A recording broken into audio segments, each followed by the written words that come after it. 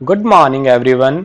30 अप्रैल 2020 के हरियाणा के current affair हम लोग इस वीडियो लेक्चर सीरीज में जानने वाले हैं। मेरा नाम है सुनील। आशा करता हूं आप सभी बहुत अच्छे होंगे।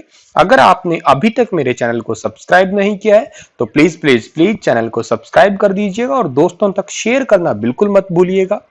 कोरोना वायरस के लेटेस्ट अपडेट अगर हम देखना चाहें तो आज तक 31,92,545 दुनिया भर में कोरोना के संक्रमित मरीज हो चुके हैं और मरने वालों की संख्या 2,26,294 पहुंच चुकी है। और अभी तक लोग रिकवर जो हुए हैं वो 9,88,000 से भी ज्यादा लोग जो हैं वो रिकवर हो चुके हैं। एक नंबर पे दुनिया भर में अमेरिका है, 10.5 लाख के आसपास केस हो चुके हैं यहाँ पे और मरने वालों की संख्या 60,500 को भी क्रॉस कर चुकी है। 2 पे आपका स्पेन है, 3 पे इटली है। ये टॉप 3 कंट्रीज है जहां पे सबसे ज्यादा कोरोना वायरस के केस है। चाइना जहां से कोरोना का जो ये खेल सारा शुरू हुआ था या कोरोना की महामारी शुरू हुई थी, ये 10वें नंबर पे है वर्तमान में। हमारे प्यारे भारत की स्थिति यह है कि 33,000 प्लस केसेस हैं और मरने वालों की संख्या 1079 है। 1 नंबर पे महाराष्ट्र, 2 पे गुजरात और 3 नंबर पे दिल्ली है। हमारा प्यारा हरियाणा जहां पे केसेस जो है 3 नए आए हैं, टोटल 311 हो चुके हैं और मरने वालों की संख्या तो अभी गनीमत है कि 3 ही है। एक आदमी ठीक भी हुआ है। 225 केस जो है वो ठीक हुए हैं कोरोना से। एक नया नूह के अंदर आया है जहां पे सबसे ज्यादा केसेस है, 58 है नूह में, एक सोनीपत में और एक झज्जर में। तो टोटल 3 नए केस हरियाणा में देखने को मिले थे। कल मैंने आपसे एक क्वेश्चन पूछा था कि हाल ही में गुजवी यानी कि गुरुजम्बेसी university of science and technology, जिसको जीजेयू भी कहते हैं हम लोग, उसमें एक एप्लीकेशन लॉन्च किया है। उस एप्लीकेशन का नाम है इजी बिजनेस ऐप। बहुत सारे बच्चों ने इसका डिटेल से जवाब दिया, सही जवाब दिया। मैं हर रोज कहता हूं जितना ज्यादा आपको पता है उस क्वेश्चन के बारे में आप उतना ही डिटेल से लिखिएगा। ये आप लोगों के एग्जाम पॉइंट ऑफ व्यू से बहुत अच्छा रहेगा, क्योंकि देखो बिना प्रैक्टिस के आप कभी सक्सेस नहीं हो सकते। ये आज का ज्ञान समझ लीजिएगा। एक बार नहीं, आपको 10-10 बार रिवीजन करना पड़ेगा। और अगर किसी को लगता है कि मैंने बहुत ज्यादा पढ़ लिया और मुझे सब कुछ आने लग गया, तो एक बार प्लीज आप मॉक टेस्ट लगा के देख लीजिएगा या कोई प्रीवियस ईयर पेपर लगा के देख लीजिएगा। तुरंत हमें हमारी औकात उसी वक्त पता लग जाती है। ये बिल्कुल सच्चाई है, कड़वी सच्चाई है। तो खुद में कभी और कॉन्फिडेंट मत होइएगा। अगर कोई चीज आती है तो उसको बार बार रिपीट भी करिएगा, क्योंकि ये बहुत जरूरी है। सर हमें आता है। बेसिकली क्या होता है यार, एग्जाम हॉल में जब हम बैठते हैं तो बहुत ज्यादा प्रेशर होता है, मेंटली प्रेशर होता है उस टाइम पे। तो हमें चीजें याद तभी रहेंगी जब हमने उस चीज को 5-10 बार पढ़ा होगा या बार बार रिवाइज किया होगा। तो वही चीजें बार बार रिपीट करिएगा जब तक आपका एग्जाम पास नहीं हो जाता कोई एक भी। आज का पहला क्वेश्चन है कि हाल ही में मुख्यमंत्री मनोहर लाल खट्टर ने कितने पदों पर भर्ती करने की घोषणा की है। चलिएगा, एक बहुत ही अच्छी न्यूज है या पॉजिटिव न्यूज है यूं कहूंगा मैं। और बहुत सारे बच्चों के अब डाउट ये भी क्लियर हो जाएंगे। कल तक बच्चे पूछ रहे थे कि सर वैकेंसियां जो है वो रद्द कर दी, क्या बात है। देखिएगा, नई वैकेंसी नहीं आएंगी। जो पहले की थी उन पे तो भर्ती की जाएगी। जिनका रिजल्ट नहीं आया तो उनका जल्द ही रिजल्ट दिया जाएगा। तो 12,316 पदों पे जो है वो भर्ती की जाएगी और जिनका रिजल्ट रुका हुआ है उनका भी जो है रिजल्ट जल्द ही करवाया जाएगा। 5 सालों के कार्यकाल में 68,560 पदों पे हरियाणा कर्मचारी चयन आयोग, जिसको हम लोग HSSC के नाम से भी पुकारते हैं, और लगभग 5,000 पद हरियाणा लोक सेवा आयोग के जरिए भरे गए हैं अब तक।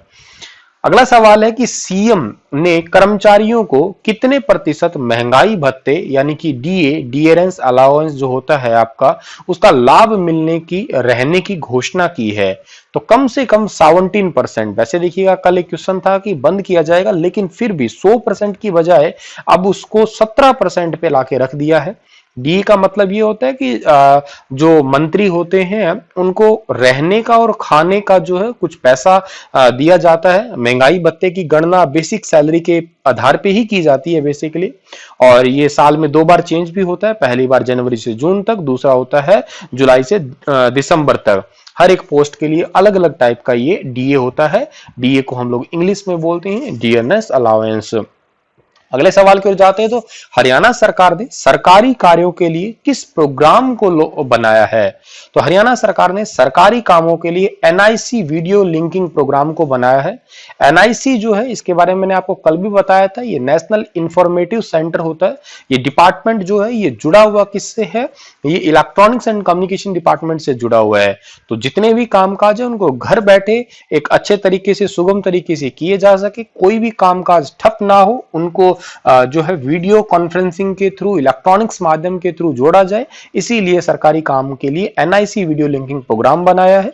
और एनआईसी जो है, इसके जो अध्यक्ष है उनका नाम नीता है, वो आपको मैंने कल भी बताया था। ठीक है, आगे बढ़ते हैं हम लोग। तो ई लर्निंग एप्लीकेशन जो है, इससे शिक्षा ग्रहण करने में कौन सा जिला पहले स्थान पे है? ई लर्निंग, ई वर्ड कभी भी आता है तो आप समझ जाइएगा वो आपका इंटरनेट से ही जुड़ा है सीधा, यानी कि घर बैठे मोबाइल एप्लीकेशन से पढ़ने से, ई लर्निंग एप्लीकेशन से पढ़ने में कौन सा जिला जो है सबसे ज्यादा परफॉर्म कर रहा है? वो जिला है झज्जर। मतलब कनेक्ट सबसे ज्यादा हो रहा है ई लर्निंग से, वो झज्जर जिला हो रहा है। और दूसरे नंबर पे जो है वो पंचकुला है, तीसरे नंबर पे जींद जिला है हरियाणा का। बात करता हूं मैं झज्जर जिले की, तो मैप में देखिएगा ये है झज्जर, और झज्जर की स्थापना 15 जुलाई 1997 को हुई थी। और बात करते हैं झज्जर के क्षेत्रफल की, तो 1834 वर्ग किलोमीटर है। बेरी यहाँ का विधानसभा क्षेत्र है जो कि इंपॉर्टेंट है। के अलावा झज्जर, बादरी और बहादुरगढ़ भी यहाँ के क्षेत्र हैं। उपनाम में शहीदों का शहर नाम आता है। जनरल दलबीर सिंह सुहाग जो कि आर्मी के जनरल रह चुके हैं और वो झज्जर के रहने वाले हैं। पार्ले जी बिस्किट उद्योग, सैनिटरी उद्योग, पैरागॉन रिलैक्सो उद्योग, ये झज्जर के प्रसिद्ध उद्योगों में से शामिल है। झज्जर के अंदर एक बाड़सा जो है वो कैंसर संस्थान भी है, वो आपको याद रहना चाहिए, जहां पे कल मैंने आपको क्वेश्चन पढ़ाया था कि वहां पे कोरोना वायरस के जितने भी संक्रमित मरीज हैं उनका जो रिकवरी रेट है वो मैक्सिमम है, मोर देन 95% रिकवरी रेट है वहां का। हाल ही में उप मुख्यमंत्री दुष्यंत चौटाला ने केंद्र सरकार से कितने फंड की मांग की है?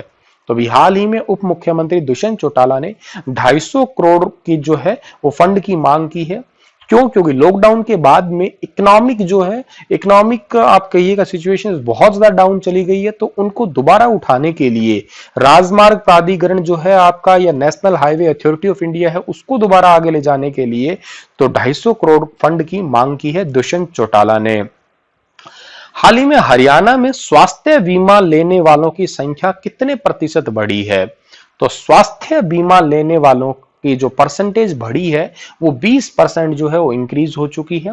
मनोहर लाल ने ये कहा है कि 3 साल में बच्चों को कुपोषण, किशोरियों और महिलाओं की एनीमिया मुक्त, एनीमिया वो बीमारी होती है इससे खून की कमी कहते हैं हम लोग, और 3 साल से अधिक लोगों की मधुमेह, उच्च रक्तचाप, स्तन जो ब्रेस्ट कैंसर होता है, स्वाइकल होता है, इन रोगों की जो है वो मुफ्त जांच करवाई जाएगी।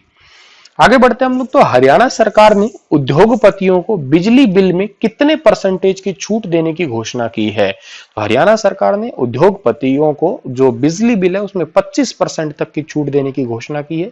बी ऑप्शन सही है इस क्वेश्चन का हमारा, लेकिन इसमें थोड़ी टर्म एंड कंडीशन रखी है। क्या? कि जो मार्च और अप्रैल के महीने में जो है बिजली खपत जो है वो जनवरी फरवरी की खपत की, जैसे मान लेते हैं किसी ने जनवरी और फरवरी 2 महीने की जो है वो खपत के मुकाबले मार्च और अप्रैल के अंदर जो है, जैसे मान लेते हैं इसने उस टाइम पे 200 यूनिट जो है बिजली खपत किया होगा जनवरी फरवरी में, तो उसे मार्च और अप्रैल में जिसका 100 यूनिट या इससे कम है तो उसको 50% ये कटौती मिलेगी, अदरवाइज नहीं मिलेगी। जिसने मान लेते हैं कि 50% ज्यादा, जिसने 200 ही खर्च कर रखी है तो फिर उसको कोई लाभ नहीं मिलेगा, और ऐसों को 25% का लाभ मिलेगा ये, और बाकी 75% जो है उसको जुलाई से दिसंबर में 6 किस्तों में जो है वो अदा कर सकते हैं। हाल ही में सरकार ने कितने कंपनियों में मेंटेनेंस शुरू करने के आदेश दिए हैं? देखिएगा, इंडस्ट्रीज को दोबारा चालू करने के लिए कहा गया है, और 450 कंपनियों को जो है बंद पड़ी थी उनको दोबारा जो है मेंटेनेंस का आदेश दिया है। तकरीबन 12,500 उद्योगों में से लगभग 12,500 उद्योग है, उनमें से 450 कंपनियों को शुरू करने का जो है वो अनुमति मिली है, जिनके अंदर मेनली मारुति सुजुकी है और हीरो मोटोकॉर्प है, होंडा मोटरसाइकिल स्कूटर है, इन सभी को जो है अनुमति दी गई है।